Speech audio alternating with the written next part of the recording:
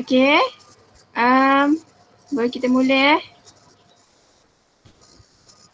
Okey, Assalamualaikum dan selamat pagi semua. Sihat ke? Cuma senyap je. Sihat. Okey. Okey, bagus. Okey, untuk kehadiran sekejap ada anak masuk. Okey. Untuk kehadiran hari ni cikgu bagi link. Okey, cikgu bagi link untuk kehadiran hari ni. So, pastikan semua orang isi Jangan terlupa pula nanti. Cikgu tak boleh buka. Boleh tapi tak boleh tekan. Alah yang awak slow lah Afiq.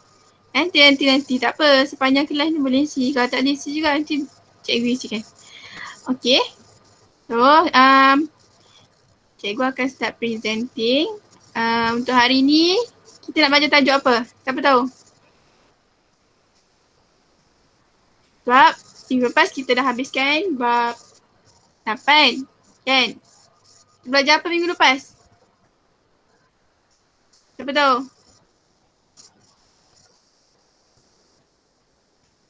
Belajar apa? Bab 8. Ayuk. Kamu tak tahu ke? Bentar. Tak ingat lah tu. Ya Allah. Okay, minggu lepas kan kita belajar pasal penduduk di Malaysia. Ingat tak? Taburan penduduk. Jarang. Jarang, sederhana. Tak ingat ke? Padat. Itu penduduk lah. Okay. Seterusnya, cikgu akan start presenting.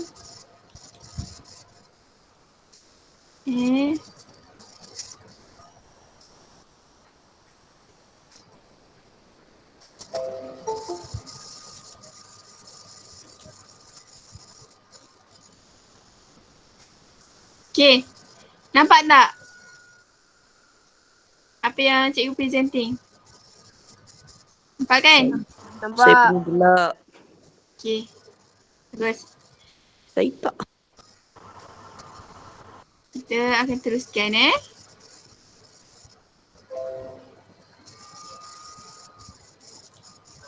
Okay, kalau tak nampak ataupun tersekat beritahu sebab cikgu tak perasan nanti. Cikgu dah start slide ni, okay. Ayuh, ada nak masuk. Okay. Sebentar guys. Sabar ya semua. Okay. Untuk yang baru masuk, cikgu dah bagi link kehadiran dekat income message. Boleh isi. So, cikgu akan start presenting yang ni.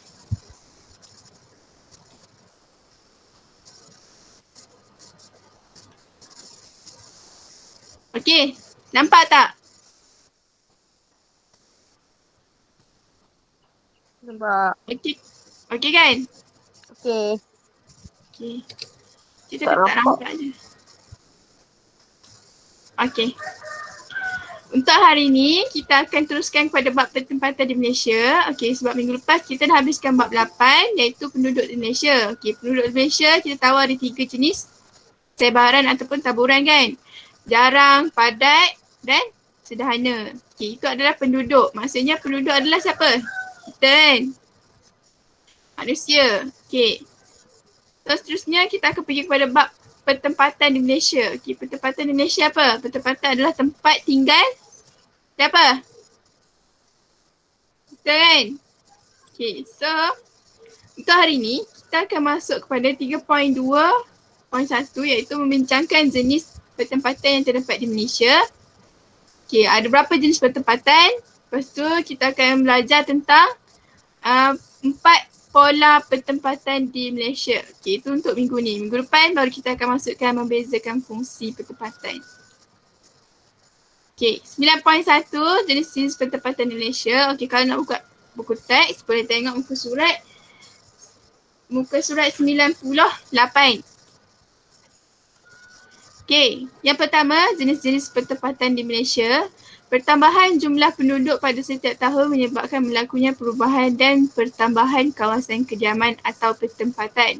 Okay, kalau kita tengok, kalau kita duduk dulu kat kawasan kampung, tak ada pun pertempatan-pertempatan, tak ada pun taman-taman baru yang dibina. Okay, lepas tu bila sekarang ni ada banyak taman-taman baru yang dibina, bermaksud kita tahu apa? Secara logiknya, bermaksud apa? Penduduk semakin bertambah di sekeliling kita. Okay. Pertempatan di Malaysia terbahagi kepada dua jenis. Ingat pertempatan ni bukan penduduk.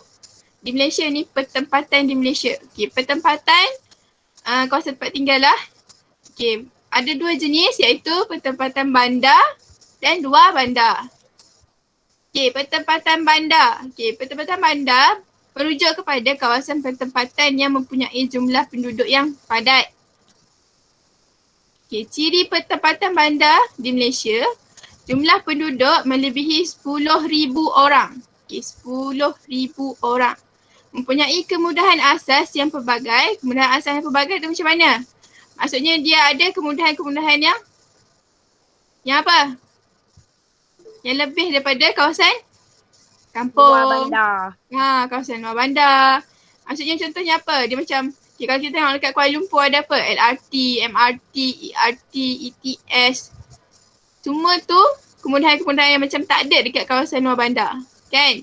Lepas tu dia ada apa lagi? Jaringan internet dia lebih laju, lebih senang nak dapat kan? Okay, berbanding dengan luar bandar. Tu maksudnya tu adalah kemudahan-kemudahan asas yang lebih daripada kawasan luar bandar. Jadi dia adalah kawasan bandar. Okay. Ciri yang ketiga, kawasan kediaman berciri moden. Okay, maksudnya kawasan dia punya kediaman tu, tempat tinggal dia, rumah dia secara moden. Contoh macam apa? Pangsapuri, kondo, benda-benda yang mewah yang banyak yang tingkat tu. Jadi dia memerlukan kawasan yang banyak. Jadi dia buat apa? Kondo. Kawasan tak banyak tapi dia nak penduduk ramai. Jadi dia buat apa? Dia buatlah kawasan kediaman berciri moden seperti kondo, apa lagi, pangsapuri, flat, semua macam tu lah. So kegiatan yang seterusnya, kegiatan ekonomi melibatkan sektor kepelbagaian sektor lah, antaranya perindustrian. Okay, dia ada sektor perindustrian, dia ada sektor perniagaan, pembinaan, pentadbiran, perkhidmatan. Okay, maksudnya dia ada semua jenis sektor kat dalam satu bandar tu. Bandar tu dia menguasai semua sektor. Okay, kalau kat kawasan kampung, tak ada lah pentadbiran apa semua tu, dia lebih kepada pertanian, macam tu. Okay, seterusnya kawasan luar bandar. Okay, jenis yang kedua untuk pertempatan di Malaysia iaitu pertempatan luar bandar. Pertempatan luar bandar merujuk kepada kawasan pertempatan yang mempunyai kepadatan penduduk yang rendah. Ya.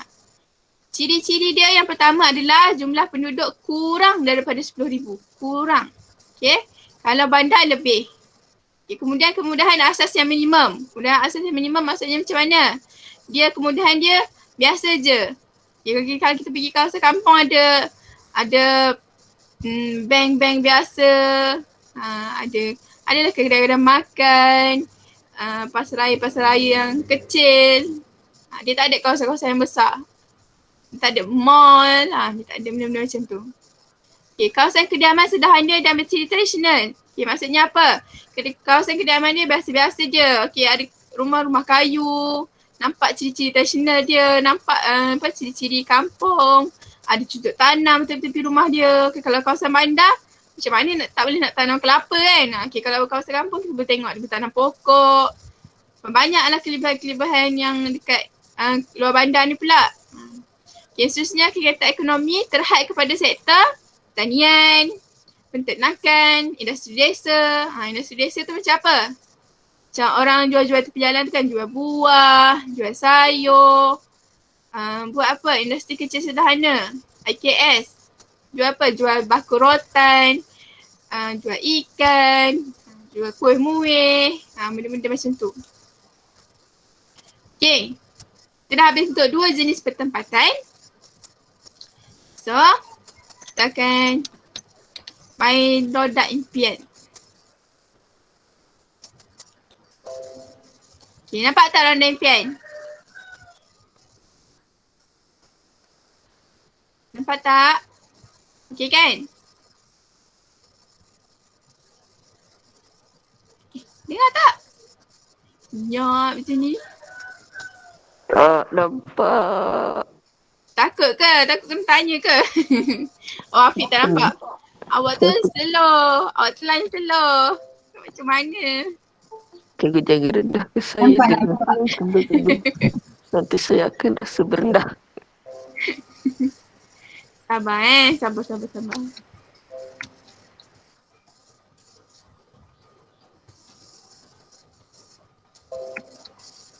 Benda ni. Keluar ni kenapa? Okay. Kita akan teruskan untuk roda impian ni.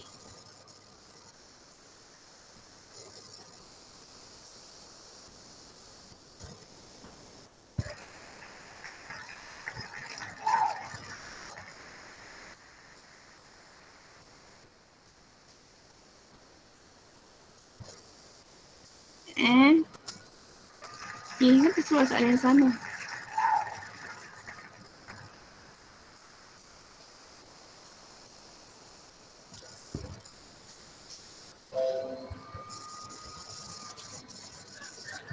Okay, kita teruskanlah pada 9.2. Roda impian tu dia tak apa betul sikit. Sekejap lagi cikgu betulkan balik. Okay. So, kita sambung. Sekejap lagi kita main roda impian tu. Okay, 9.2. Okay. Point dan subtopik yang terakhir ataupun yang kedua untuk hari ni. Okay. Seterusnya adalah pola bertempatan di Malaysia. Okay, nampak kan? Okay, pola pertempatan di Malaysia. Pola pertempatan ialah corak. Okay, pola adalah corak ataupun reka bentuk susunan ke sebuah kawasan kediaman manusia di sesuatu tempat atau kawasan. Okay, maksudnya apa? Dia nak tengok cara susunan ataupun cara pembinaan pertempatan di sesebuah tempat. Okay, contoh dekat kawasan rumah kita macam mana? Kalau taman dia sederet macam ni. Okay, secara umumnya terdapat 4 pola pertempatan yang wujud di Malaysia. Iaitu, ingat yang apa dia 4 ni? Berpusat, berkelompok, berjajar dan berselerak. Okay, ada 4 jenis. Okay, pertempatan berpusat. Okay, tengok pada gambar ni. Pertempatan berpusat maksudnya apa? Bermaksud rumah atau bangunan dibina secara rapat di sesuatu kawasan yang menjadi tumpuan penduduk. Okay, tumpuan penduduk tu macam mana? Okay, kawasan tu terdapatnya persimpangan jalan raya atau taman perumahan. Contohnya pertempatan di Bandar Tun Razak, Kuala Lumpur. Okay, sebab apa kita kata berpusat? Sebabnya dia akan bertumpu. Dia akan bertumpu di satu tempat. Contohnya di kawasan di satu taman perumahan ni dia bertumpu pada satu jalan raya. Okay, sebab kat jalan raya tu tepi-tepi dia ada apa? Ada kemudahan-kemudahan asas, ada masjid, ada kawasan-kawasan yang dekat dengan dia. Jadi dia buat tempatan kat sini. Dia berpusat.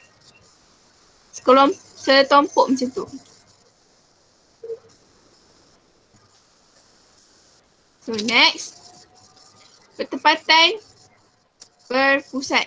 Ni contoh dia. Bandar Tun Razak, Kuala Lumpur. Okay, macam kondo ni ada setompok macam tu. Okay, terdapat kemudahan yang melibatkan pusat perniagaan, pelabuhan dan rumah ibadat. Dia tu menyebabkan dia bertumpu kepada sesuatu tempat. Okay, itu bertumpu. Seterusnya, pertempatan berkelompok. Okay, berkelompok ni apa? Susun atau rumah adalah secara berkelompok dan terancang di sesuatu kawasan. Okay, terdapat juga di kawasan pertempatan rancangan pembangunan tanah persekutuan seperti Felda Krolak, Felda Air Tawar dan Felda Sahabat. Okay, bila kita tahu di Felda, dia adalah satu kawasan perumahan yang berkelompok. Felda mana lagi? Kalau Jengka, kita tahu kan. Sini, mana lagi? Kawasan-kawasan yang kita tahu dia akan duduk secara kelompok macam tu. dia tak bertumpu. Okay, dia tak bertumpu. Tapi dia berkelompok. Sebabnya dia contohnya macam ni lah contoh dia. Dia buat rancangan perumahan. Okay, tanah rancangan. Bila ada tanah rancangan adalah perumahan kat situ kan. Sebab orang yang mengusahakan kelapa sawit tu mesti dia duduk kat situ. Jadi dia berkelompok. Okay, tadi berpusat. Ni berkelompok. Okay, next. Pertempatan berjajar. Okay, pertempatan berjajar macam mana? Kita tengok pada gambar. Okay, rumah atau bangunan dibina di sepanjang jalan raya dan di tepi pantai. Okay, kelihatan tersusun secara deretan dan hampir seragam. Okay, pertempatan berjajar. Kita tengok pada gambar ni. Bermaksud kalau kita tengok orang-orang yang dia bina rumah kat tepi kawasan pantai kan. Pantai mana? Pantai Leleh. Pantai mana lagi? Pantai Sepat. Ataupun kalau tengok dia bina rumah di sepanjang jalan. Kat kawasan-kawasan kampung kita tengok dia bina rumah sepanjang jalan. Itu bermaksud pertempatan dia adalah berjajar. Dia sederet je kita boleh nampak. Sebuah. Dia macam susun je satu baris. Jadi itu adalah pertempatan berjajar. Terdapat di kawasan pinggir laut dan sepanjang sungai. Okay, contohnya di sepanjang sungai Rajang di Sarawak dan pesisir pantai Kuala Besut di Terengganu. Okay, itu contoh dia lah. Okay, seterusnya yang terakhir adalah pertempatan berselerak. Okay, rumah dan bangunan dibina secara berselerak dan berjauhan antara satu sama lain. Okay. Kelihatan bertaburan dan tidak seragam. Selalunya terdapat dekat mana? Terdapat di kawasan kampung, kebun kecil, getah dan sayur. Contohnya di Bukit Tinggi Pahang dan Kundasang Sabah. Okay, kenapa dia buat rumah berterabur kalau dekat kawasan Bukit Tinggi ni? Sebab dia nak dapatkan kawasan yang apa? Yang apa kelas? Tak tahu dah. Dia nak dapatkan kawasan yang rata. Kan dia duduk kat bukit kan. Jadi dia kena dapatkan kawasan yang nampak macam stabil, rata. Okay, boleh buat rumah kat sini. Jadi sebab tu pertempatan dia nampak berselerak. Dia tak ada kawasan yang khusus.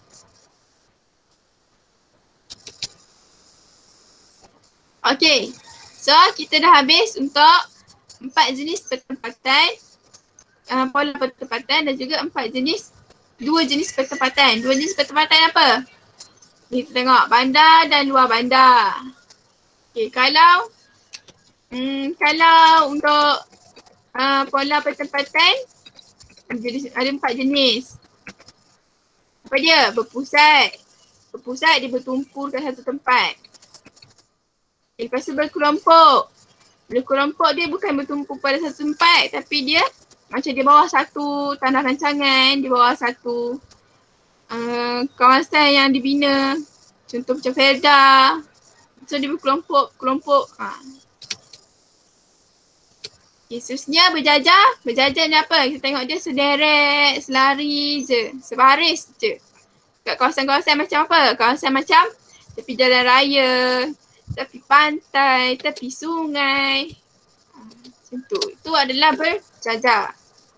Kalau berselerak, dia selalunya dekat mana? Kawasan tanah tinggi, perkampungan, kawasan-kawasan pedalaman. Di rumah dia bina tak seragam, tak ada satu bentuk. Dia berselerak je semua. Okay, jadi kita dah habis untuk kedua-dua subtopik.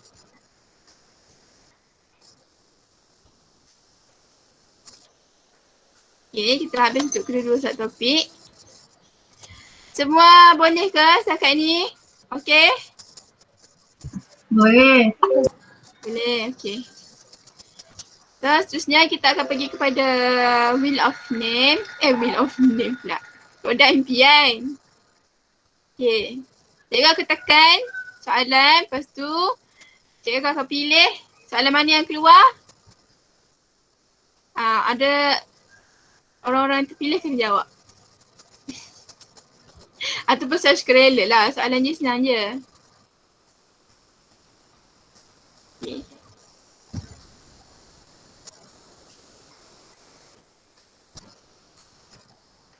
Okay. Soalan dia, berapa jenis pertempatan? Okay. Siapa boleh jawab? Berapa jenis pertempatan yang ada? 4. 2. 2. Betul. Jenis pertempatan ada 2. Tambah poin saya.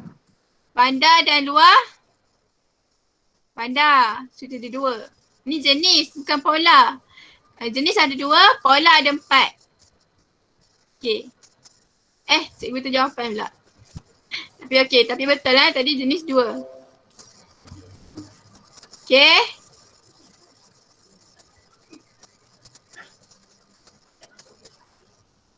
Okay.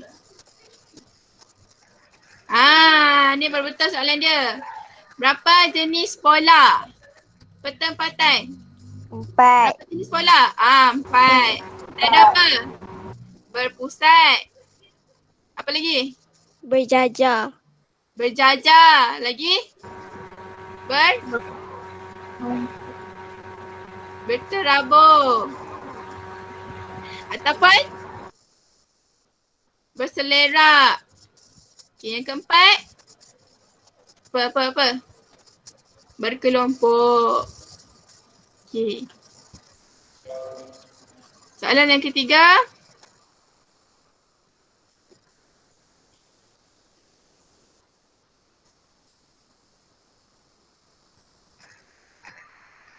Okay. Soalan dia tanya, apakah pola berjajar?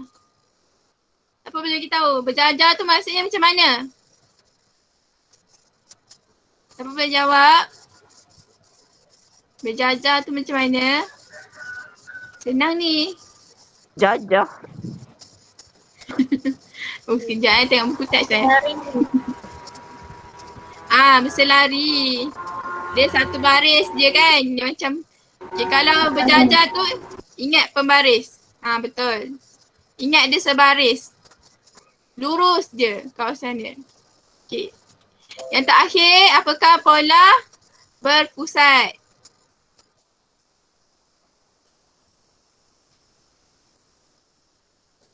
Tinggal satu je. Okay. Apakah pola berpusat? Berpusat macam mana? Tempat. Tempat. Dia duduk satu tempat sebab dia bertumpu pada sesuatu benda kan. Contoh macam tumpu kepada apa?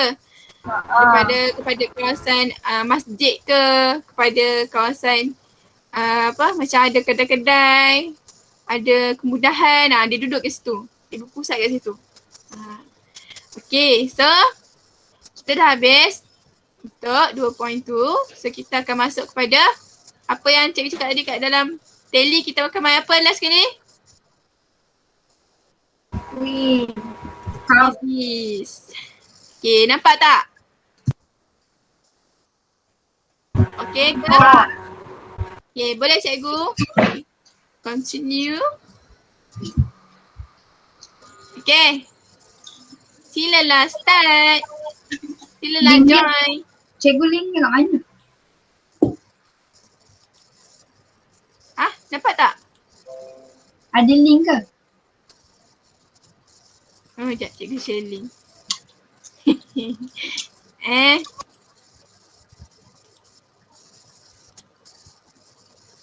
Kalau siapa yang buka dekat apa? Kalau dia nak buka dekat Google terus pun boleh. Dia masuk kat Google, lepas tu dia terus masuk tu. Dia terus masukkan nombor tu.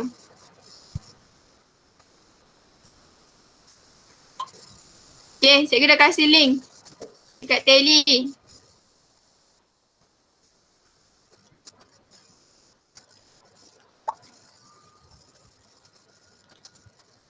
Sekejap, cikgu hantar kat sini juga Okay, cikgu dah hantar kat sini juga. Dekat apa? Dekat income message pun cikgu dah hantar. Dekat tally pun cikgu dah hantar. Okay, dah ada 3 orang masuk. Okay. 5. 6. Ada Haikal, ada Ain Munirah, ada Huda, ada Hafizul. Bin apa? Ada Yasmin, ada Farihin. Okay, 8. Ada Azhar. Oh, lonji Azhar Okay, ada Laili. 9 orang. Najdat. Lagi.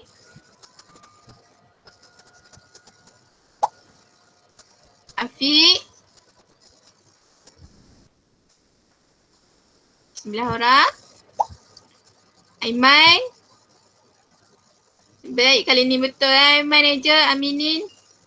Jangan amini lagi. Okay. Ada lagi nak masuk? Tak ada, cikgu nak start.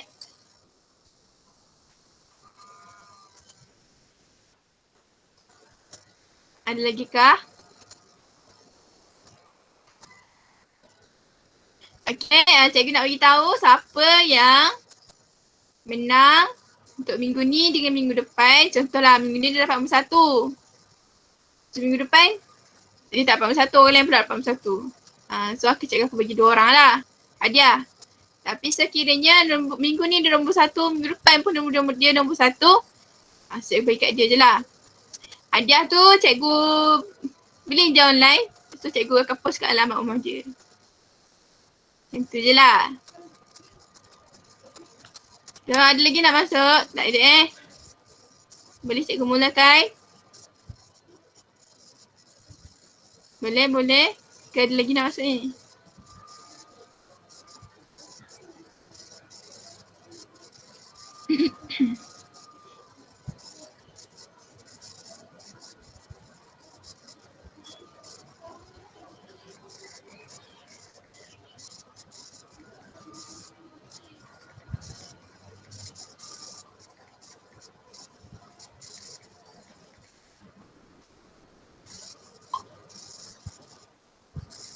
Okay, tak ada dah Start Kita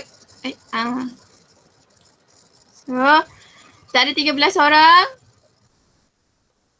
Tak mana lagi 22 tak 13 apa? Mana lagi 9 orang? Tak apalah. Tak ada line lah tu.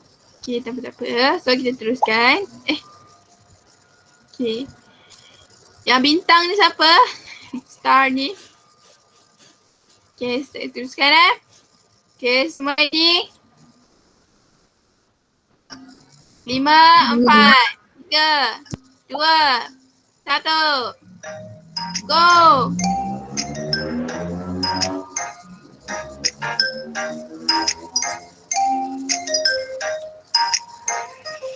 Soalan pertama, berapakah jenis sekolah pertempatan yang terdapat di Malaysia?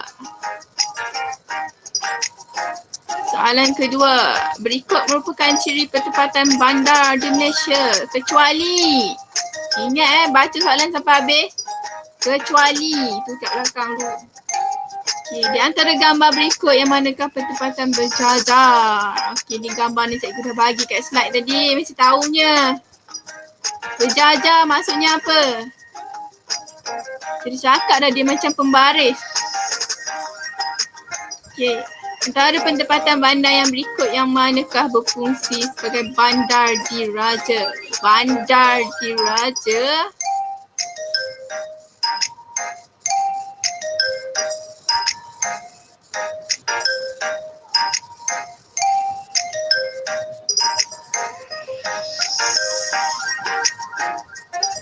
Antara berikut, bandar manakah yang berperanan sebagai bandar sempadan? Bandar metropolitan terbesar di Indonesia ialah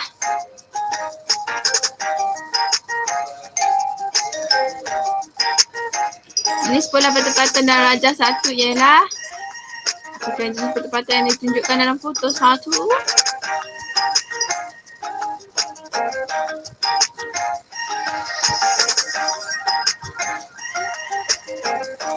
Setakat ini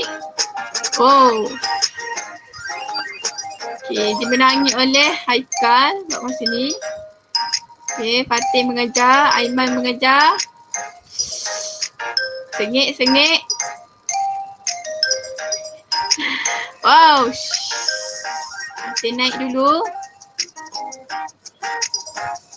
Come on guys. Siapakah pemenangnya? Oh, Aiman naik lagi.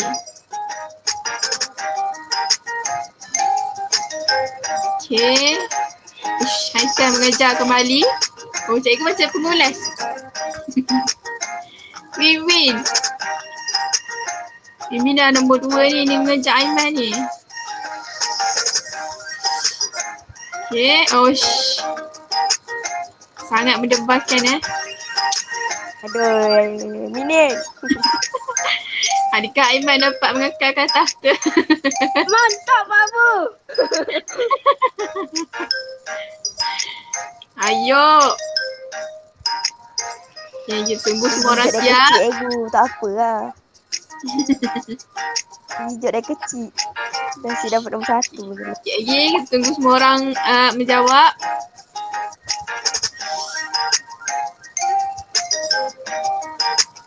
Okay. Macam Aiman kekal je dekat situ.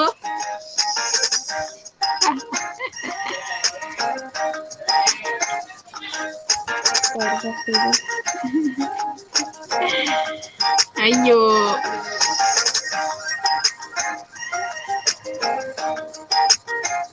Okay, nampaknya seperti semua orang dah habis menjawab. Ada lagi.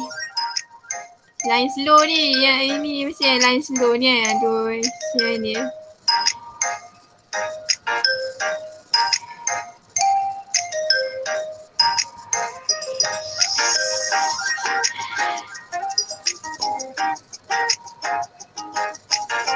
Okay, boleh cikgu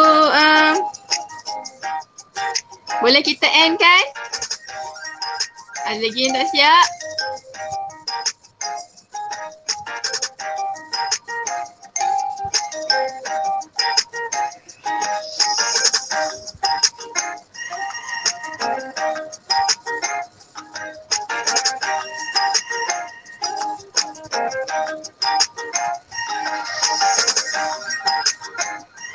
Okay, dalam quiz ni dia ada terselit sekali dengan soalan-soalan yang sebelum ni. Contoh macam bandar sempadan tu. Sebelum ni kita dah belajar dah. Kat tajuk yang sebelum ni. Okay. Boleh cikgu end kan? Semua setuju untuk end? Setuju. Pemenangnya nombor 3 Haikal, nombor 2 Farisha, nombor 1 adalah Aiman. So, untuk minggu ni kita akan berikan hadiah kita. Cikgu akan berikan hadiah kepada Aiman. Okay. Nanti Aiman boleh, Aiman, betul semua Aiman? Ya betul. Ni mesti guna kuasa ni. Cikgu. Sudah kata dah dia bijak. Mana ada? Kau dapat nombor 1 je dalam kelas. Senyap kan? Ya ampun, bergaduh pula dah.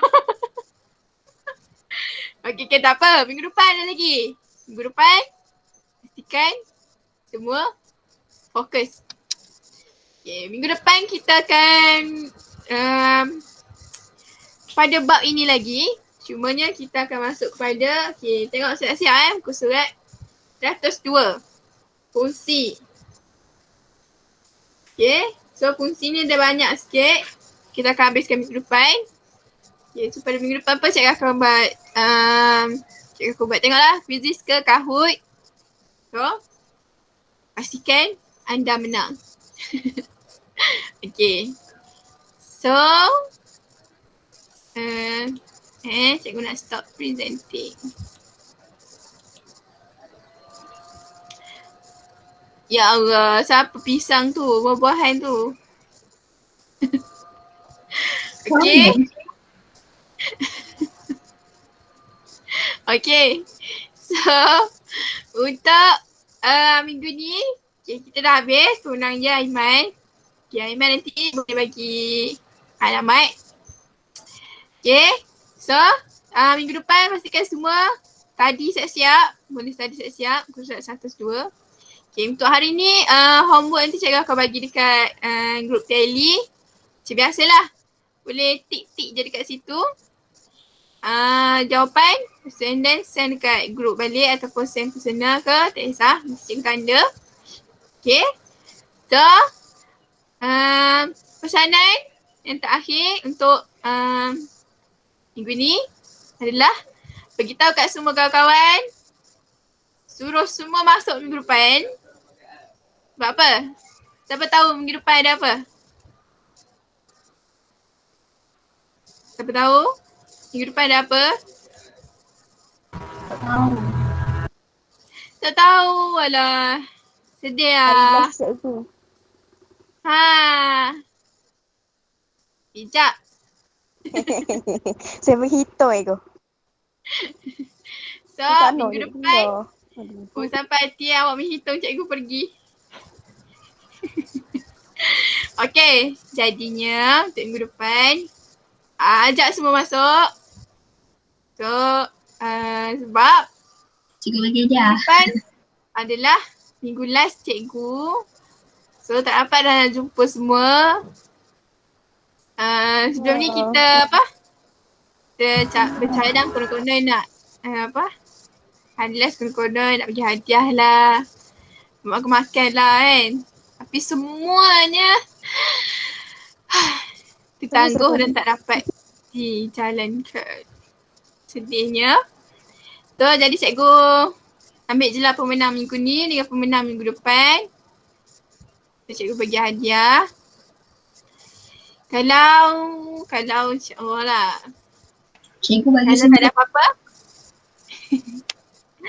Kalau tak ada apa-apa nanti kita jumpa minggu depan. Jangan Pastikan nangis. semua orang masuk. Okay. Lepas tu pastikan minggu depan meriah. Sebab minggu depan adalah minggu last. So lepas ni kamu semua akan belajar semula dengan siapa? Cikgu Farah. Farah. Farah.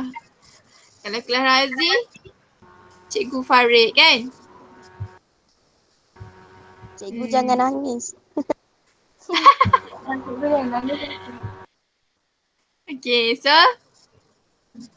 jangan sedih tiba kan. Padahal semua orang tak sedih pun. So kita akan jumpa minggu depan. Tuan sedih ego. Alah, tipu. Okay. Ya cikgu. So kita jumpa minggu depan. Jangan lupa isi kehadiran dan jangan lupa buat homework untuk minggu ni. Minggu depan is the last week. Jumpa minggu depan. Annyeong. Aiman nanti alamat. Bye. Bye. Terima kasih. Sama. Bye. Terima kasih, Cikgu. Bye. Minggu depan.